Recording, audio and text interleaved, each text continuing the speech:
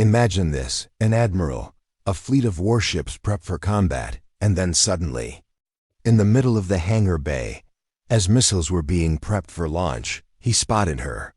The one woman he thought he'd never see again, not here, not alive, and definitely not loading Tomahawk missiles with those scarred arms that told a story of pain, survival, and battles that should have killed her 10 times over.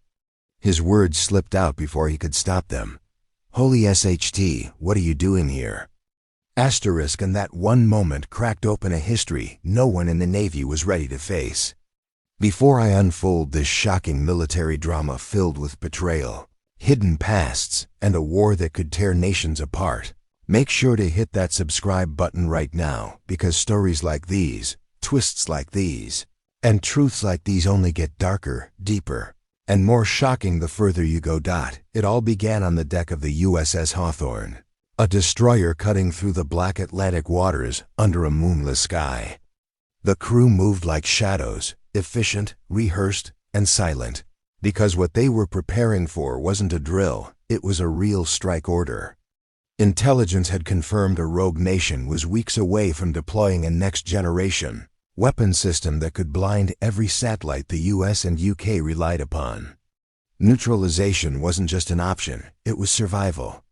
Admiral Jonathan Kane, a man forged from 3 decades of naval steel, stood overseeing the missile loading operation when his gaze froze on something that shattered the routine of command. Among the deck crew, dwarfed by crates of Tomahawks and sweating under the floodlights, was a figure he knew, a figure he shouldn't know because she was supposed to be gone forever. Her name was Lieutenant Commander Avery Cross, a legend whispered about in Black Ops corridors, a soldier who disappeared after a classified mission 5 years earlier when her entire unit was wiped out in the Hindu Kush Mountains. The last report had listed her Mia, presumed dead. And yet here she was, shoving her scarred hands into the chains securing the missile pods, face hardened, eyes that didn't blink at the Admiral's shocked stare. Kane's voice cracked across the hangar. "Holy SHT, what are you doing here?" Asterisk, the crew froze, whispers rippled, and suddenly the air carried more weight than the steel hull around them.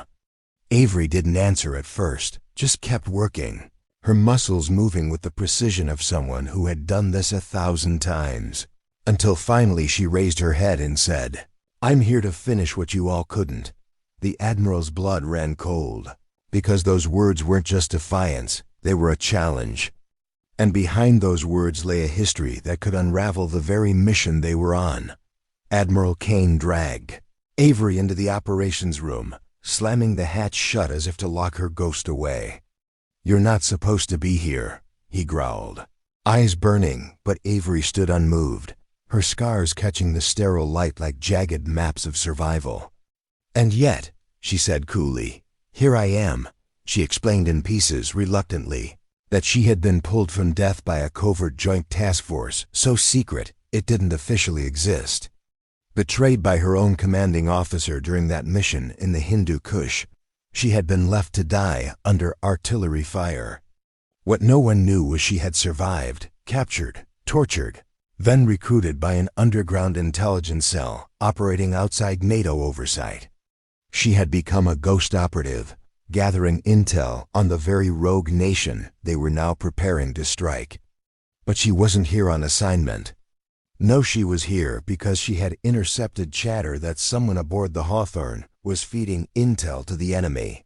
Kane didn't want to believe it, but the way she said it, the way her voice cut through the tension, told him this wasn't paranoia. It was a death sentence waiting to be signed. Suddenly the Tomahawks weren't just weapons. They were pawns in a game Avery understood better than anyone. As the ship powered deeper into hostile waters, the Admiral faced a choice: lock her up as an unauthorized operative, or trust the woman who had already cheated death once to save them from sabotage. He chose the latter, but secretly, his heart raged with questions about loyalty, about command, and about what Avery had truly become in the 5 years she spent in shadows. What neither of them knew was that a traitor already had them in his sights, and one wrong move could trigger a catastrophe bigger than any missile strike. The storm broke the next night, literally.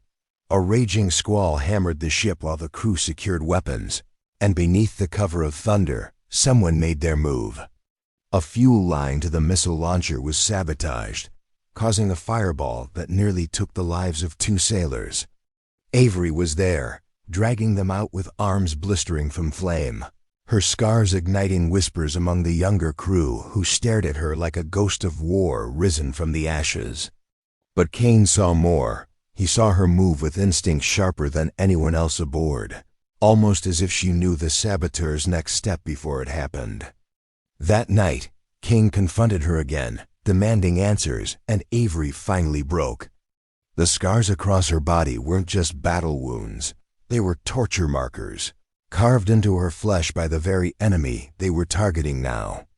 She had memorized faces, names, codes during her captivity, and now she realized the traitor aboard wasn't just some random leak. It was someone who had been there with her captors. Someone who had watched her suffer and now had the gall to serve under Kane's command. The revelation snapped the Admiral's world in half. His own inner circle was compromised. The traitor wasn't hiding in shadows, it was someone close enough to touch. As the storm roared outside, Avery vowed she wouldn't let the mission fail, even if it meant burning with the ship. And then came the twist. The next morning, as dawn bled over the Atlantic, a coded transmission was intercepted from inside the Hawthorne. The sender was none other than Kane's trusted executive officer, Commander Rourke, a man who had sailed with him for 15 years. The betrayal detonated like a bomb. Now Kane had to face a choice he never thought he'd make: take down his right hand, or risk the fleet falling into the enemy's grip. And Avery? She wasn't waiting for permission. She armed herself, scars and all, and prepared for the confrontation that would decide not just the mission, but the survival of everyone aboard. The final confrontation unfolded like a nightmare crashing into reality, the kind of chaos only warships in the dark heart of the Atlantic could witness, where every second was a countdown and every heartbeat felt like a ticking bomb. Commander Rourke had revealed himself fully now, his mask ripped away with his treachery exposed, and he had taken control of the aft missile bay with 3 loyal conspirators, all of them heavily armed and dangerously positioned around the Tomahawk launch controls. The bay was a steel cathedral of destruction, its walls lined with missiles ready to bring entire cities to their knees, and Rourke had the audacity to hold it hostage. The klaxons wailed through the ship, red lights bathing the decks in a glow that felt like blood, while sailors scrambled to contain the crisis. Admiral Kane stood on the command deck, rage and betrayal carving his face into stone, staring at the sealed bulkhead that separated him from the man he had once called a brother. 15 years of trust, 15 years of operations, 15 years of dinners shared with family, and it had all burned away in the fire of treason. "We breach it," one officer insisted, but Kane shook his head, his voice bitter. "Not without risking them detonating every warhead in there. If he overrides the safety locks, we're finished before we start." The room trembled with the weight of that truth. And then Avery stepped forward, her presence like a blade cutting through the fog. Her scars caught the crimson light, her eyes blazing with a fury that wasn't just about the mission, it was personal, carved into her soul by Rourke's betrayal in the Hindu Kush years ago. "You need someone who knows how he thinks," she said firmly, her voice a weapon in itself. "I've been in his hands. I know how he plays. Give me the lead on this breach." Kane hesitated, torn between every regulation screaming in his head and the undeniable fire in front of him. He saw the storm inside her, not just anger but purpose, the kind of purpose that only someone who had crawled out of hell could wield. Finally, he gave a sharp nod. "Go, end this." The team assembled quickly breach specialists, armed sailors, and Avery at the front with a sidearm strapped tight to her thigh, and a combat knife glinting like a shard of vengeance. As they moved down the steel corridor, the ship rocked with waves crashing against its hull, thunder shaking the sky outside, The perfect stage for a battle that was never supposed to happen. They stacked by the hatch, charges placed, hearts pounding. And in that silence before the storm, Avery whispered to herself, "This ends tonight." The blast tore the hatch apart with a deafening roar. Smoke curling through the gap, and the team surged inside. Gunfire ripped instantly through the chamber, muzzle flashes painting the bay in savage bursts of light. Avery moved like a ghost reborn, scars and all, diving behind a crate as bullets whizzed overhead, her body remembering every torture, every strike, every survival instinct that had kept her alive before. She rose and fired, dropping one conspirator with a shot clean to the shoulder, spinning him down in agony. The sailors behind her pressed forward, returning fire. But Rourke was no fool. He had positioned himself near the missile control console, his finger hovering dangerously close to the override, a twisted grin on his face as if daring them to test him. "One step closer, and we all go to hell together," he shouted, his voice echoing through the chamber. Kane's voice crackled over the cum from the bridge, commanding, pleading, but Avery tuned it out. Her world had narrowed to one man, one traitor, one ghost who had haunted her survival for years. She crawled low under the chaos, flames flickering from sparking wires, the acrid stench of gunpowder choking the air, until she was close enough to see the sweat dripping down Rourke's forehead, the madness in his eyes. "You left me to die," she hissed, her voice slicing through the noise as she rose behind cover, weapon trained. Recognition flared in his face, and for the first time, fear cracked his composure. "You?" he muttered, his voice trembling. "You were supposed to be dead." Avery stepped forward, her scars burning under the red emergency glow, her eyes unyielding. "You should have made sure." With a sudden burst she lunged, firing a precise shot that forced him to drop the detonator, then launching herself across the console. The impact sent them both crashing to the steel floor, their struggle raw, primal, brutal. He slammed her against the deck, trying to choke the life from her again as he once had left her for dead. But Avery's rage was molten iron, unbreakable. She drove her knee into his ribs, wrenched his arm, and with one final, bone-snapping move, pinned him beneath her boot, her knife gleaming inches from his throat. Around them, the gunfire had ceased, the other conspirators subdued, the sailors standing frozen as they watched scars and vengeance collide. "You betrayed us all," Avery snarled, pressing harder. Rourke coughed, broken, bleeding, and whispered, "You don't have the guts."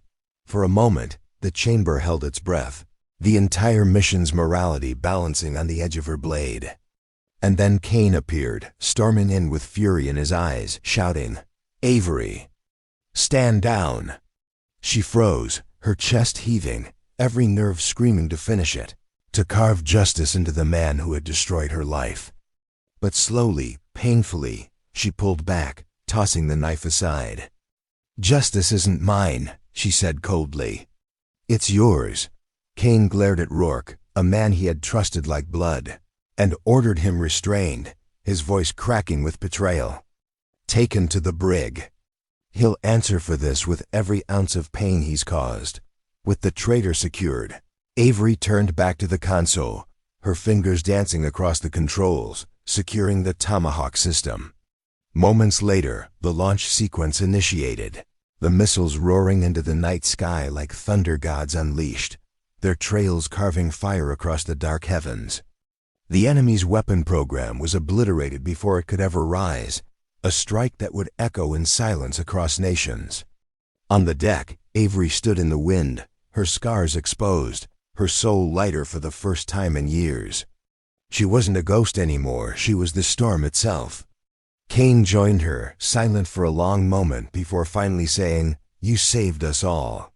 You saved me." She didn't look at him, just at the horizon where fire met sea. "No," she whispered. "I just made sure no one else paid for what he did." And in that moment, the Admiral realized she wasn't just a soldier returned from the dead. She was the blade fate had forged, scarred but unbreakable.